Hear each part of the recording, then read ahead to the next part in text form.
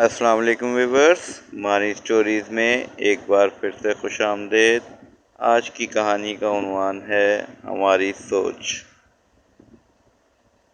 एक उस्ताद की वीडियो देखी जो अपने तलबा को बता रहे थे कि सख्त गर्मी में चलते मुझे एक घर के साथ पेड़ नज़र आया।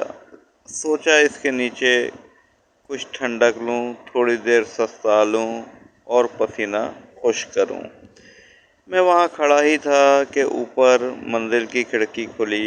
एक शख्स ने मुझे बाहर खड़ा देखा। मैंने उसे देखा। उसने हाथ से मुझे इशारा किया और कहा कि पानी पियोगे? मैंने हाँ में सर हिला दिया। वो शख्स खिड़की बंद करके चला गया। मैंने सोचा कितना अच्छा इंसान है, इस गर्मी में से दूसरों का एहसास है। मैं इंतज़ार करने लगा। 2-4 मिनट, 7 मिनट, और फिर मैंने दिल में कहा कितना घटिया इंसान है, मुझे आसरा देकर खुद सो गया। अचानक से घर का दरवाज़ा खुला और वो शख्स शर्मिंदा सी मुस्कुराहट मुंह पर सजाए हाथों में एक जग और गिलास थामे बाहर निकला।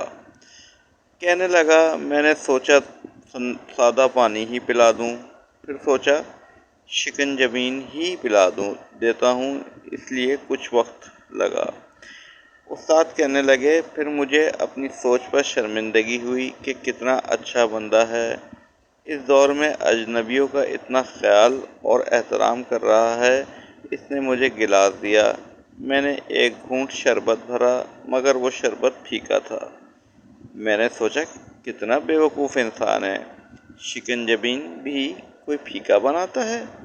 मैं ये सोच ही रहा था कि इसने जेब से एक पुड़िया निकाली और कहा, मुझे नहीं पता कि आप मीठा पीते हैं या नहीं और कितना मीठा, इसलिए ये चीनी अलग से लाया हूँ।